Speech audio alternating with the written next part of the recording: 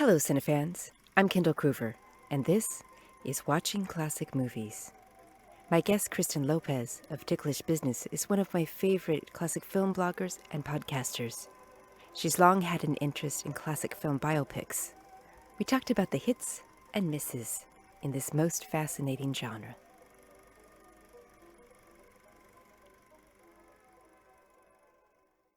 Welcome, Kristen. Thank you so much for joining me today. Thank you for inviting me. This is such a treat. I have enjoyed following your reviews of biopics. I realized when I checked the other day for 9 years. The first post was from 2013, I think. Wow. Yeah, because you have reviewed and watched so many of these movies, what pops out to you when you think about classic film biopic? Like, what performances are like, oh yeah, that's the first thing you think about? Ooh. So, it's a twofold concept because you have biopics as defined by the TV movie, which was really in its heyday in the 1970s and the 1980s, a little bit of the early 2000s, but we don't necessarily see it as heavily as we used to. And for some of those, I think of like the big TV stars like Lonnie Anderson playing Jane Mansfield or Sherilyn Fenn playing Liz Taylor. These actors did not look like the performers they were performing, but they were big stars at the time. Linda Carter playing Rita Hayworth, which is actually one of the more interesting elements because most people don't know that Linda Carter is actually Latina, much like Rita Hayworth was.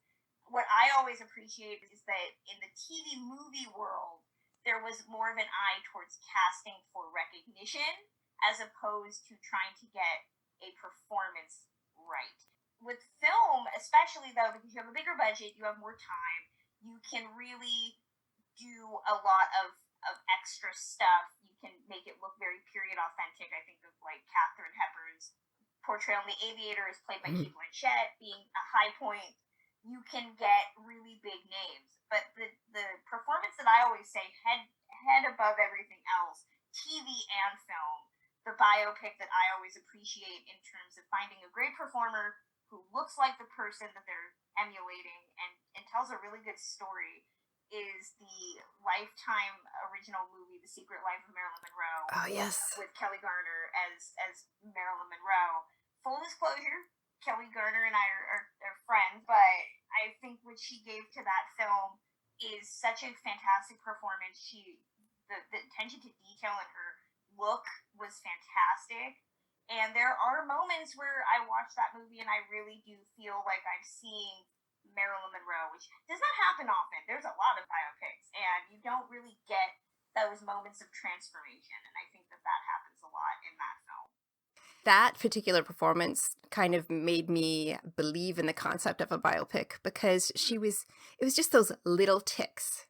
You know what I mean? Like just the way she would turn her head or move her mouth, but she toned it down as it like, I'm not on TV, I'm talking to my mom, I'm talking to my psychiatrist. Like she made it a real person who still had those ticks but just wasn't on. And I thought that was so remarkable. Such an intelligent performance, really.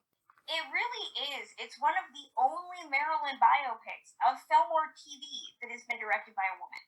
That's and I think that is a huge distinction too, because we have to remember with a biopic specifically, it's a story about a real person that's being filtered through a screenwriter's interpretation, filtered by a director's interpretation, and that often leaves a lot of people being able to control a narrative. And in the case of Marilyn biopics, having seen almost all of the ones that exist, Marilyn either falls into two camps, which is tragic little girl or tragic lovelorn person. She's very much defined in film by men. And I think that The Secret Life of Marilyn Monroe is one of the few, if not the only Marilyn biopic that says, yes, she had bad relationships with men, but what if a lot of the issues were because of her mother and the relationship there and the lack of female support and really treating her as a person first instead of a victim or a bombshell or a sex symbol. And it's really a great example too of why I wish that more of these biopics were being given to women, because I think that there's a really great way that you can tell a different story because of a different perspective. And I mean, there's a lot of biopics that I wish we had. Biopics are very much still a white male thing. Yeah. You really want like a big name. I was just talking about this a couple months ago. The lack of old Hollywood biopics about Black talent. We have never had a Hattie McDaniel biopic, which is utterly insane to me. We've never had a Rita Hayworth biopic. We've never had, any of the great actors that are people of color in this industry that made the industry. Paul Robeson, Oscar Micheaux. I mean, some of these big names that you're like, how have we never seen their story? But we have 9 Marilyn Monroe biopics. Oscar Micheaux, that would be an amazing miniseries. Yeah. There would be so much to tell. I know that Barry Jenkins at one point was talking about doing a Paul Robeson biopic, which I was really excited about. I think that that's gone by the wayside. So it's very fascinating to me. And I mean, I think we could, chalk it up to Hollywood short-sightedness about who they feel is worthy of getting a biopic. I know that a couple years ago I interviewed an actress for a different article. An actress a couple years ago about a different project, and we had started talking about Carole Lombard. And my feeling that the actress at one time resembled Carole Lombard, and she said, well, I tried to get a Carole Lombard biopic pitched once, and the studio told her no, because no one knows who Carole Lombard is. And that broke my heart, because I think that there's still this belief intensified now in name recognition. So and it's a lot like publishing.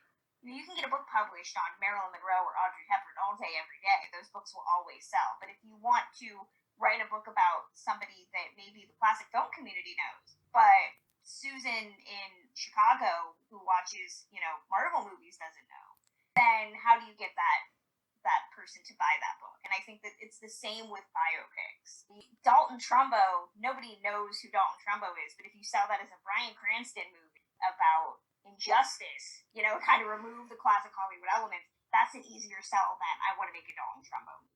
So you're kind of back to that movie of the week philosophy where you're just casting a star instead of looking for a match in personality or vibe. Exactly. And it's always fun to me to talk, especially on our podcast Ticklish Business, with people that are associated to classic film people about biopics. Talk to people about, who knew Veronica Lake. Who would you want to get in a Veronica Lake movie?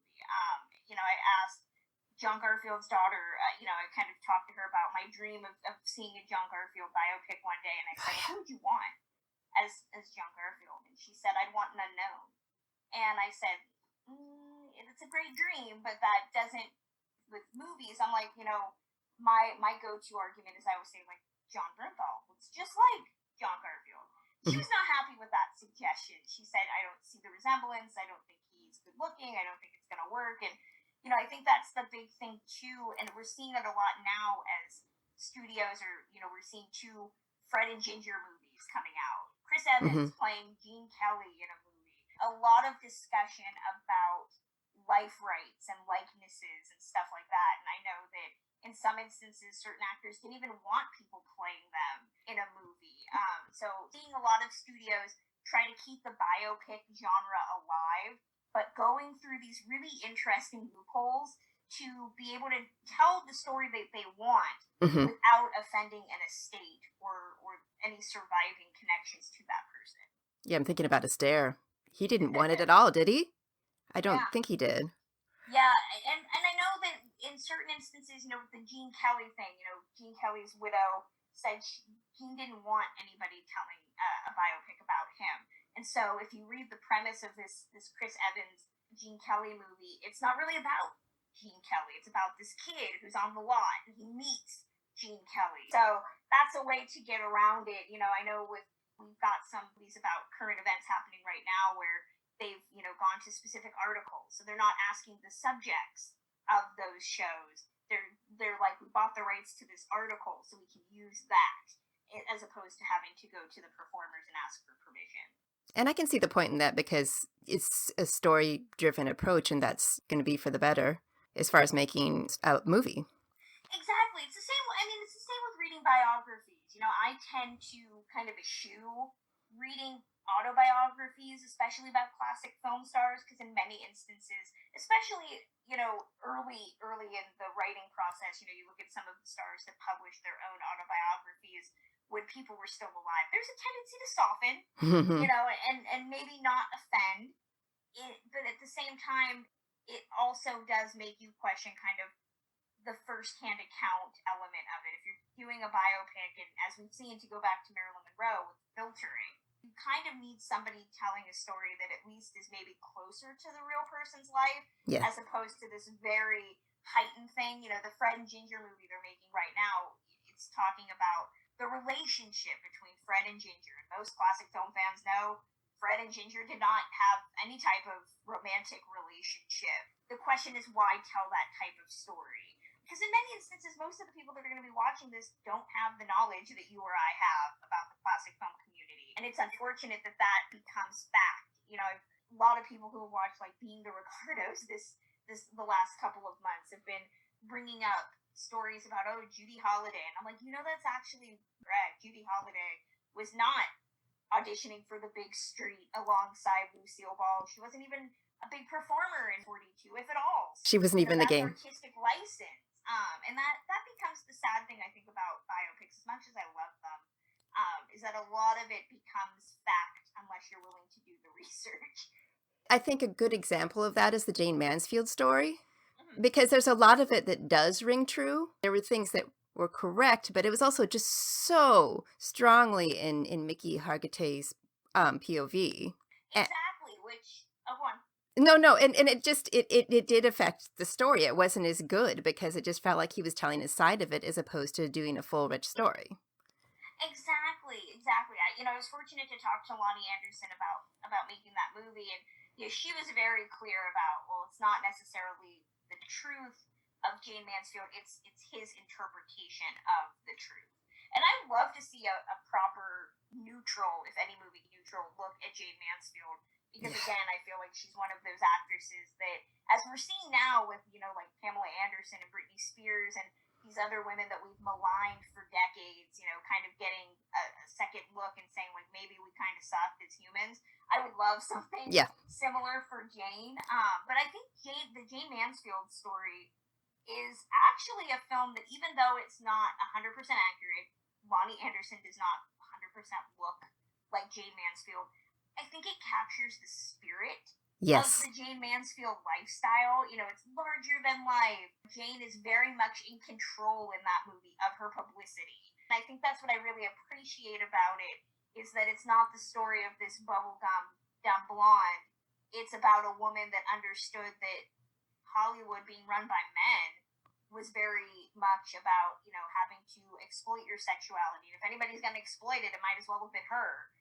So I think it's a really interesting, different type of way of doing a biopic that we don't really get enough of, because the myths endure. So it's easier to keep telling the myth Liberty Valance style than it is to maybe say, maybe we were wrong about this person. Maybe we should do something to tell a different story. It's, again, why we have another Marilyn movie coming out at some point that allegedly is very much built around her as a victim of trauma, which is just insane to me that we're still telling that tale. What I would love to see shown about Monroe is the fact that she was really a rather quirky person, eccentric, like the one star who, well, okay, a little bit Jane Russell, but the one star who really, in his memories of her, tapped into those things was Robert Mitchum.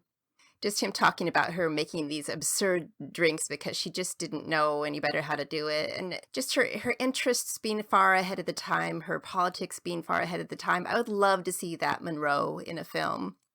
Exactly. There's so much about Marilyn that I think that we still aren't really talking about. The fact that she was one of the few female producers, especially with a big name.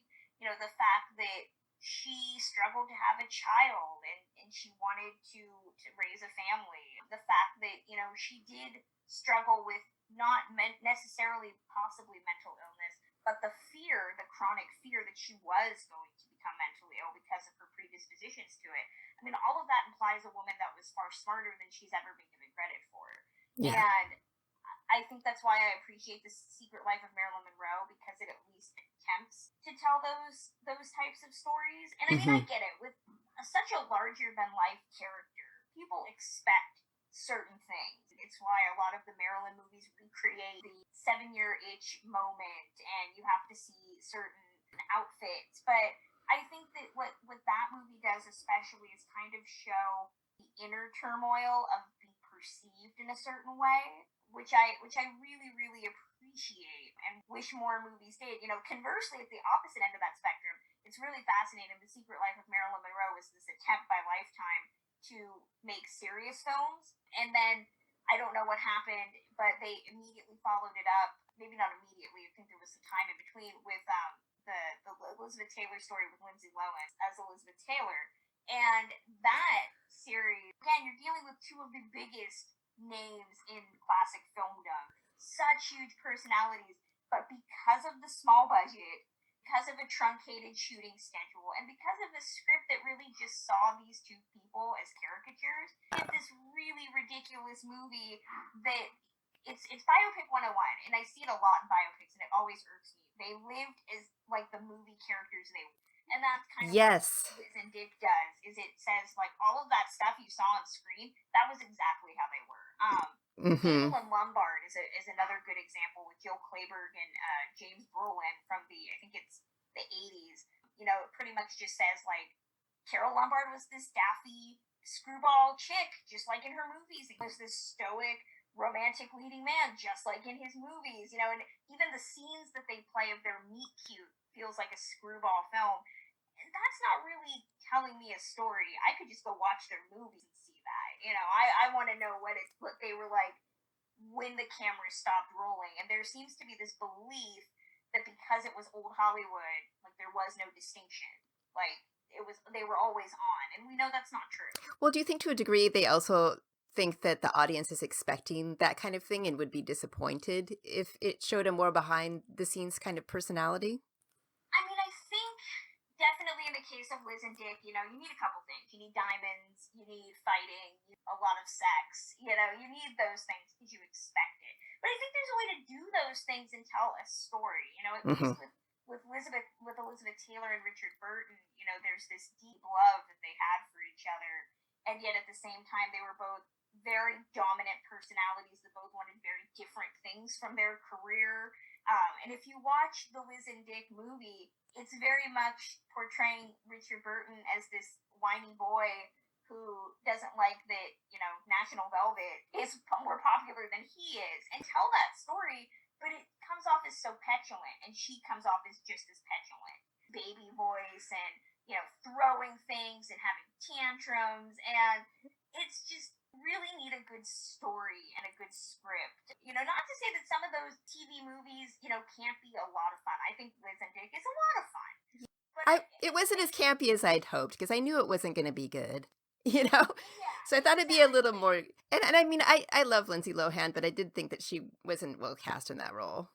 No, she was not well cast. And if it, you know, not to show for our podcast, but we did an episode on Liz and Dick, and in that episode we talked a lot about how the shooting schedule was insane. I think it was like maybe like a month, if that, and that Lindsay Lohan was working so much that she actually got into a car accident and had to be hospitalized. But she went back to the set literally, I think, within a couple of hours, and yet the stories in the papers or on the tabloids at that time was that, you know, Lindsay Lohan's a drunk, she's difficult. Like, she was in a car crash and then went back to work. I don't really think that's being difficult.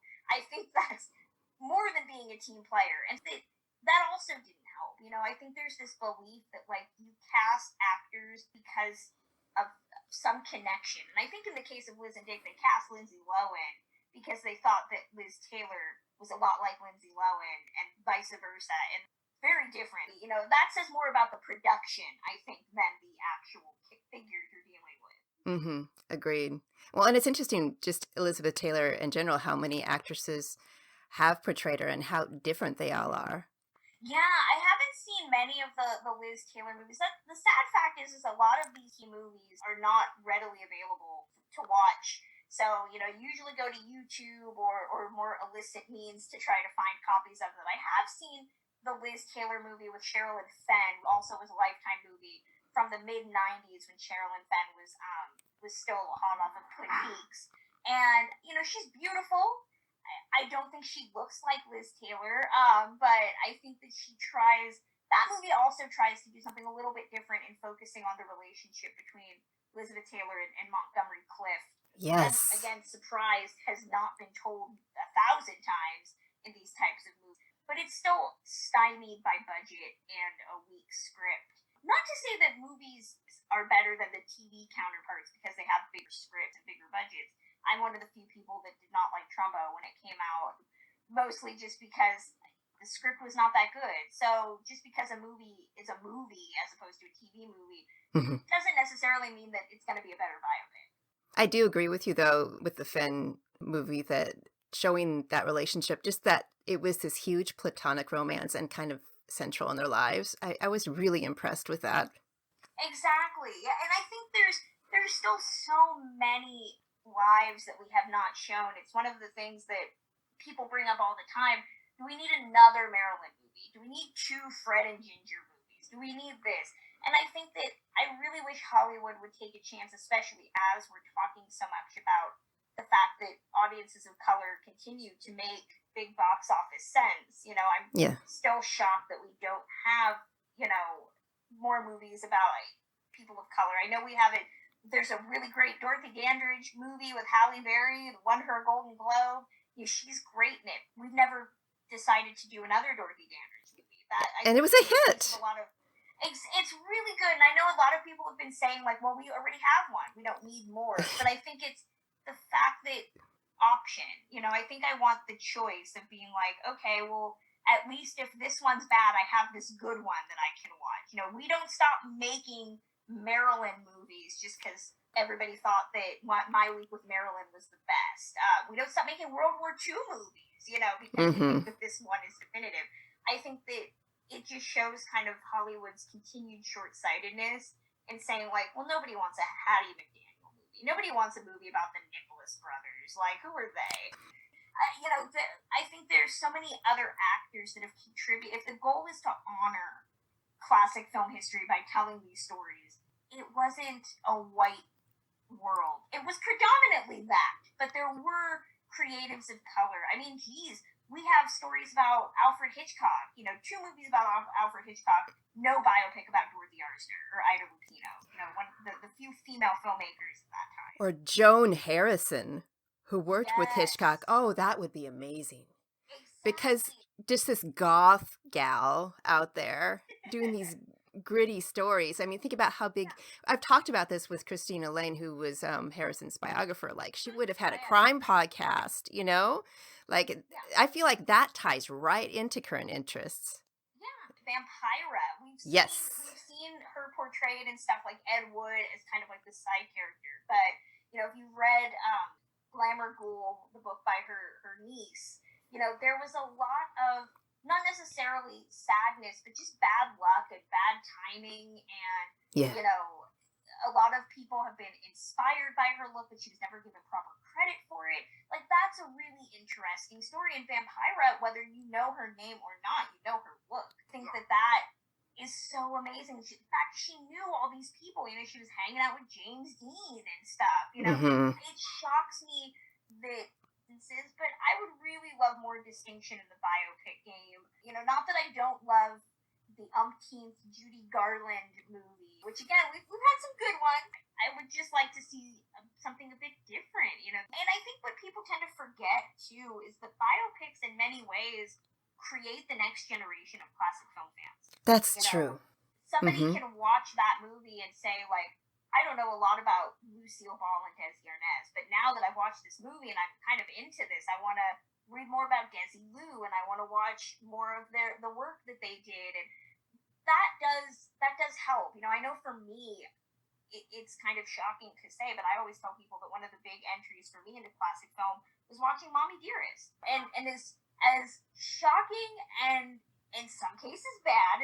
I maintain I don't think that movie is bad. I think that movie is interesting. No, I love Frank But Perry. as controversial as that film is, it was the first time I'd ever heard anybody, say Joan Crawford and talk about that time period. And, I don't know if I would be as deep into the classic film world as I would have been if I hadn't seen that movie at Yeah. a young age.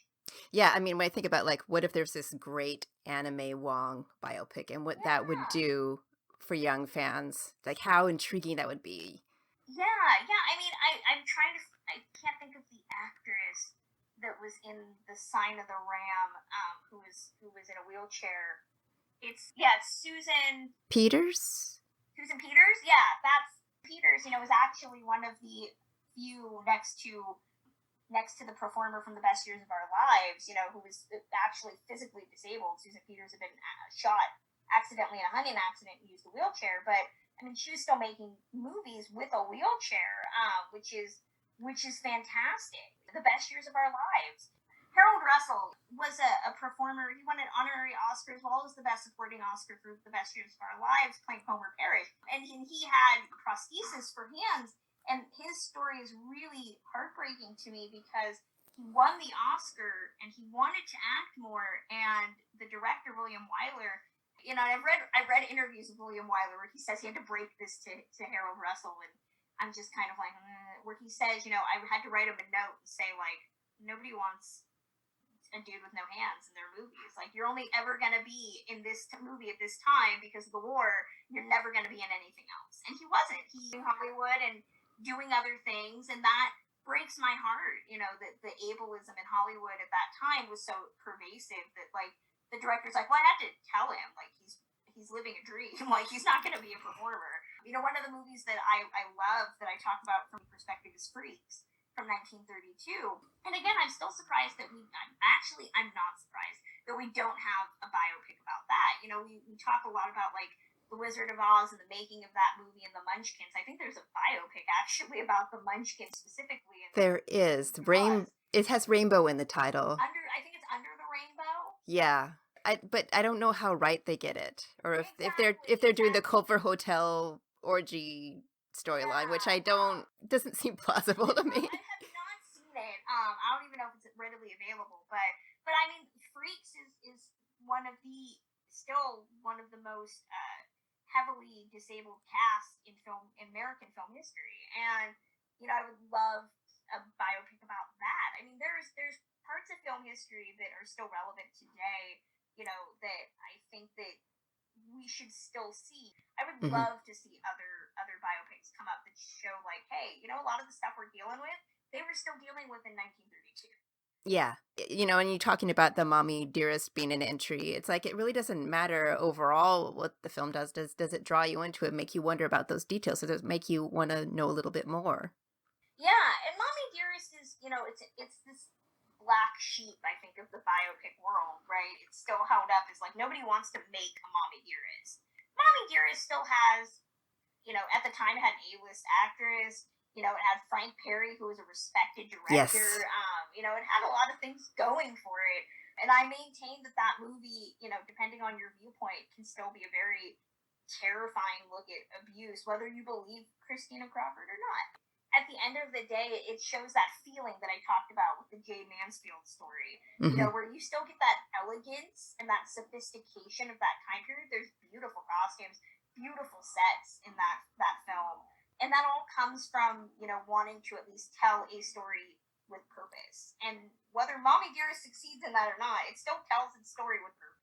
Yes, and I mean, I really liked what John Waters had to say about that film. I think he even did a commentary for it, where he was talking about the moments when she's taking care of herself and getting herself, how much work it is to be a star, things like that. It really does tap into the vulnerability one would feel in that role and the pressures.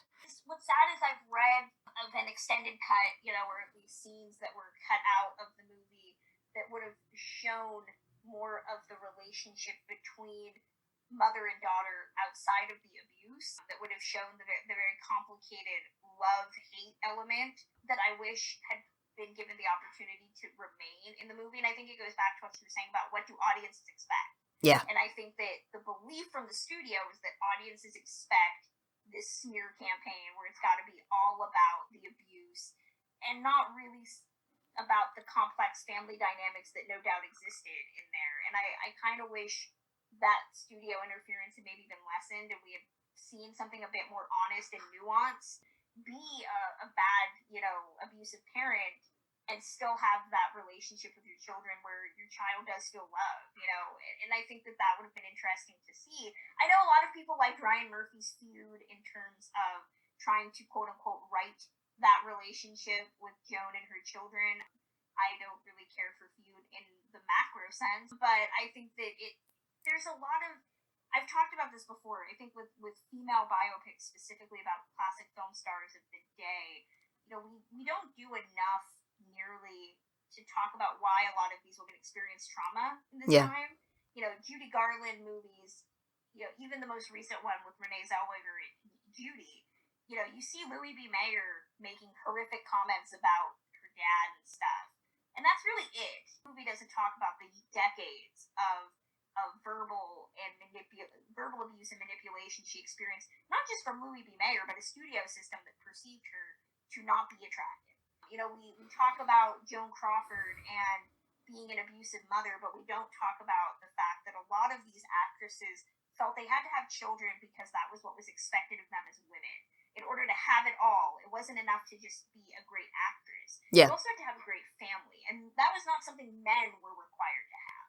So I think that why a lot of women actresses are not given the biopic treatment is kind of this belief that they're all one size fits all, when that's so not the case. Because survival is this complicated thing. Actually, it's interesting that you would say that, because I finished reading this Boyer biography and like, wow, that was, it was a turbulent life, but there was just something that seemed so smooth about it. And then I realized, oh, it's because he's a man. That there were all these things that he just didn't have to deal with. Whereas, like, reading like Maureen O'Hara, for example, or like all the mini Marilyn Monroe books. Yeah, there's all this additional weight, and that is just an endless font of drama. If they really, want that story, they want people to be interested. Female biopics in Hollywood tend to be about like the struggles with keeping and retaining a family, keeping a husband. Men, the problems are like communism, government stuff, like it's serious business. Women in Hollywood, it tends to still be, we have to look at their domestic elements. Well, that's what I thought was interesting about that. I keep going back to this, that Taylor flick in 95 was they did go deep into the AIDS activism. And I thought, wow, this is really unusual. I mean, of course you would have to tell that part of her story, but you really don't see that with an actress's story, that she's doing that kind of work. Yeah. And well, you also have to wonder too how much of certain perceptions are because of who's still around. We talk about changing names and stuff to protect the guilty. I think about the dueling Harlow movies, Carol Lindley and Carol Baker, and they had to change a lot of studio names. And I love that they use like the Paramount Gates, but it's called like something else, because you're still dealing with people that are alive. The Sherilyn Fenn Liz Taylor movie, Liz Taylor was still alive and was still performing when they made that. So you have to kind of gild the lily a little bit if you're dealing with real people. It's why it's kind of the Wild West right now, because a lot of these people and their families are no longer with us. And, it depends on who's protecting the legacy, too. Like somebody like Harold Lloyd has somebody watching out for him, but there's many, many others that there's nobody. Veronica Lake, has no estate. She has no, none of that. So I could go make a Veronica Lake movie right now and say whatever I wanted, and there's very little blowback. Well, talk about something that needs to be made and made correctly. Yeah. That's another one where there's so many stories, and getting it right would be absolutely phenomenal.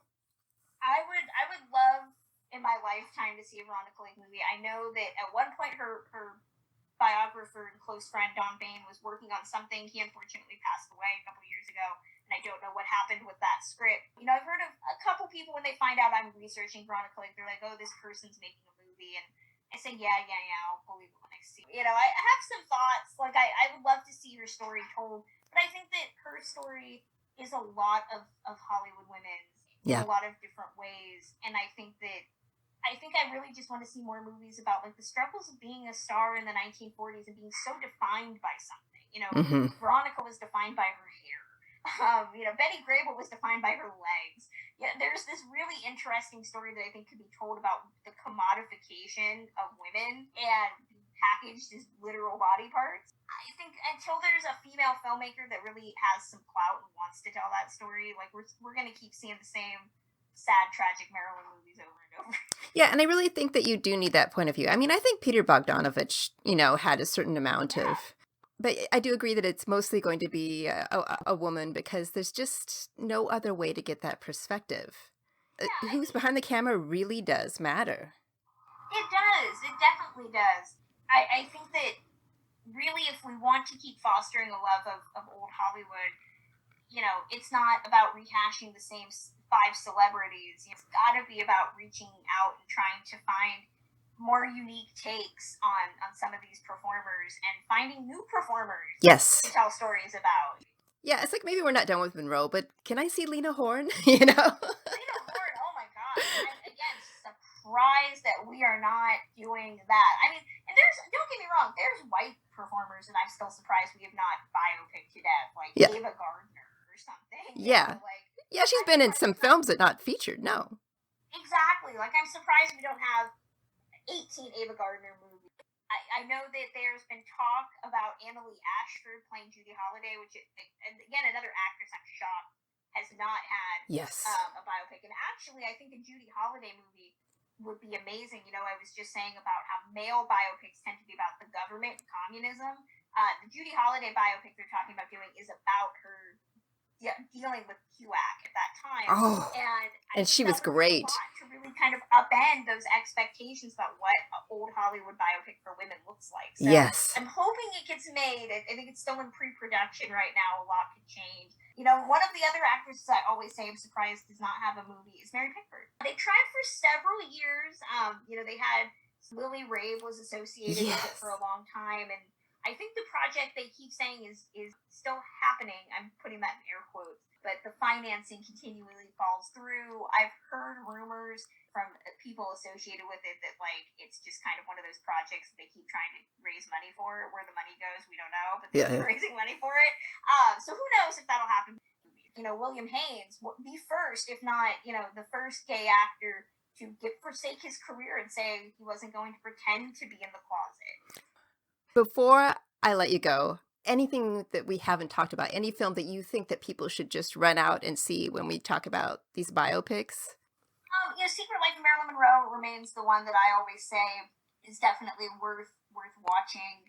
I would just honestly say if you have the opportunity to watch some of these weird ones, watch them. Even if they're not good, they're fascinating time capsules of the time periods that they were made in, about the perspectives of how we saw some of these performers. If you have the chance to see the adaptation of My Wicked, Wicked Ways, the Errol Flynn autobiography, the TV movie is so weird. Guy sometimes maybe kind of a little bit looks like Errol Flynn. If you squint.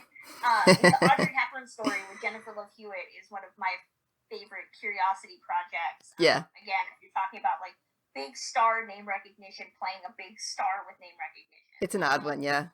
It's an odd one. A lot of these are just fun oddities, I think. Yeah, and I miss that. Yeah, and if I know somebody always asks me, who's a biopic that you would love to see made down the line? I always say Randolph Scott and Cary Grant, John Garfield biopic. My Lupe Velez biopic I would love to see happen. I'd also love if we can have two Liz and Dick movies.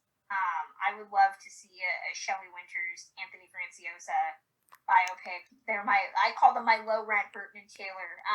That would be fair. I would like to see it. Well, Kristen, thank you so much for talking to me about this. I do feel like we might have to have a part 2 sometime down the road. But but very, very fascinating. I really appreciate you taking the time. For more information about Kristen Lopez and Ticklish Business podcast and review site, go to watchingclassicmovies.com. If you're enjoying the show, please leave a 5-star review at Apple Podcasts. It really helps. Thank you for listening.